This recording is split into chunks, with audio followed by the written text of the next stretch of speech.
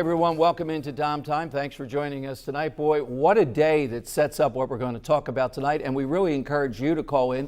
I have two great guests on opposite sides of this. I think at least to some point, we see three big scandals, the AP, the IRS scandal, and Benghazi still out there. Are they really scandals, though, that get back to the Obama administration at the upper levels? People calling for the resignation of Attorney General Holder, which I think will happen at some point. But what about the president? Does he have any involvement, or are Republicans in danger of overplaying their hand? The president with Governor Christie today on the Jersey Shore, some, myself included, on the radio today thought this was a great distraction tour. It made the president look pretty good, made him look bipartisan. But does that get away from the things that are roiling in Washington? Joining us tonight to talk about this is Dr. Seth Kaufer. Dr. Seth is the Public Affairs Chair of the Philadelphia Federation of Young Republicans. Dr. Seth, thanks for joining us. Great to be here. And somebody who's been very provocative with me on the radio, Det Hansen. He is the council president in Doylestown, Pennsylvania.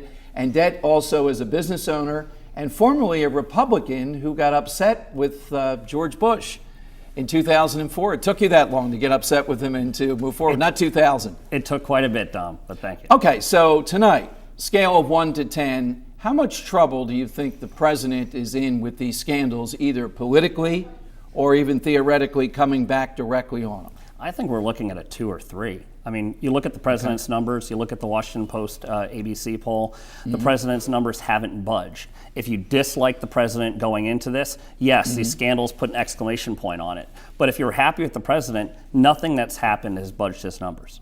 All right, Dr. Seth, you might disagree. A 2 or a 3, that's pretty low on the totem pole here. If this is Card Sharks, I definitely would play over on that. I think there's not enough information yet out there for sure, and I think Republicans in general are being very careful with what they're saying. A lot of commentators, even interviewing Michelle Bachmann, trying to get a lot of people to use that impeachment word. I think everyone's, at this point, it's too early to know how this will all play out, how far up the chain. How serious are these scandals then? I'll ask you that. They're serious. Any one of these could lead to a big problem for the president, depending on how much information he knew, when he knew it, and how far up the chain of command that it goes. But we need, impartial investigations to look into these things, and I don't think, we have all the facts yet. Well, Dad, how about if I said I think the president created a climate over this? Anything to get over the finish line, particularly with the IRS.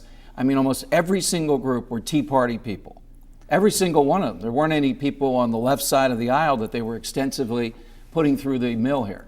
The IRS's core competency is targeting and profiling people, targeting and profiling tax cheats, targeting and profiling individuals they feel aren't paying. That's what they do, whether the president's involved or not. Other groups have been targeted in the past. I think in this case, it's particularly sensitive because of the politics and the year, but it's not a shock that the IRS was indeed profiling. That's what they do. Yeah, but profiling people, why profile with Tea Party people? I think part of it is if you look at where we were with Citizens United and you look at the sensitivity, the amount of money being thrown around and these organizations popping up en masse, clearly someone in the IRS made a decision that that was the case. And to your point, Seth, this is not something where a line's been drawn to the president. It's not right. I don't think anyone likes profiling or targeting. We don't like when the police do it. We don't like when these other groups do it. We don't like when Muslims are targeted, Americans, conservatives. We don't want to see anyone targeted for these. So you don't see setting the atmosphere of this by how toxic and vicious the campaign was, and that these are the very people that he had to chill. On Election Day, he did a good job. His turnout was much better. I don't think he did a good job. If the goal was to chill that participation, that didn't happen. If you look at the amount of PAC money that flowed in, if you look at the amount of money the Koch brothers spent, there was no chilling of spend. No, on I meant campaign. To get out the vote effort and all this. I've had on umpteen Tea Party people that just said they gave up. The hurdles were too severe. I think at the end of the day, you have to look at the candidate who was on the other side of the fence. There's a lot of coulda, shoulda, woulda. It's kind of like a fantasy football game going on. Well, if this happened and this happened, maybe our guy would have won. And I don't think we're seeing that. We're not seeing that. It's terrible. I think the IRS, they've done they're doing some pivots. They're addressing this. I think it's a concern because this is an area where their beliefs in tax positions became something that was political, and the IRS, didn't step in the right direction. Where would they get that from, though? What do you think? Are you buying these people in Cincinnati? These are Bush era appointees. It's not like these are people that are one guy was Schulman at the top was. Yeah. And he's at the top. Yeah, but he claimed no knowledge of this. There were a lot of other functionaries beneath that were not, and they met at the Obama White House hundreds of times. I think it's 114 times, which right. is some... And do you know how much the prior 2003, 2007 met with Bush at the Bush White House, the head of the IRS then? And I know the framing. The framing is that... One. Yes, but the framing is that with the implementation of Obamacare coming up, the IRS has a role. And that's one of the things I think more impactful than the scandal is how members of Congress are already using this in their reelection campaign. That Obamacare and the IRS, these things are together. You've seen what the IRS has done. Yeah, I'm scared to death. Can you mention my medical records? That's Dr. Seth, you're a doctor to be. What do you say about that, the IRS and Obamacare? Well, exactly. I think I have to totally take objection to what you said. The IRS, the whole point of it is to be impartial. They can't be choosing single words to track people like Tea Party, Patriots, when they're not picking out progressive, liberal, or other words like that. So there's obviously a political start of it right there. The second part is they had an internal investigation which was done that came out a year ago, May of 2012. So someone had to know about it then. And Congress was actually investigating this at the time and had asked the IRS people about that. And they said, before the investigation was released, they didn't know about it. But a couple weeks later, when they found out about it, they didn't go back to Congress. They didn't go public. We found out about it after the election. So it wasn't a couple weeks later. It was in May that they then had this internal investigation began.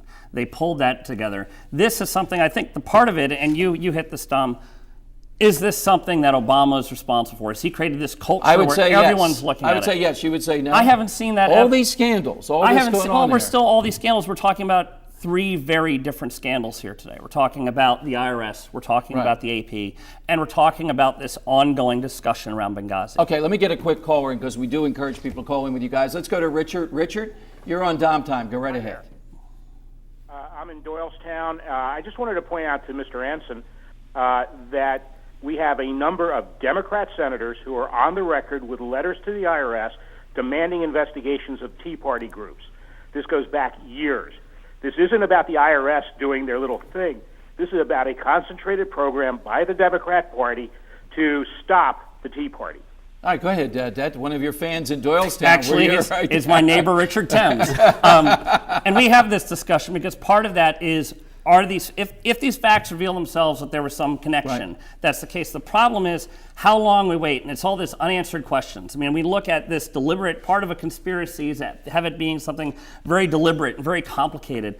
And I think when we look at this, we look at what's happened in the IRS, we look at the decisions that these low-level employees made, that they were corrected, and that paper trail does exist, that they were corrected for these actions and behaviors. The IRS must be apolitical. They got bonuses. They weren't corrected because it kept They got a big happening. bonus. It kept happening, There's a paper trail for it. Well, we'll get to that paper trail in a minute. Richard, thanks for the call. We want more people to check in. How big are these scandals? You heard Det, you heard Dr. Koffer.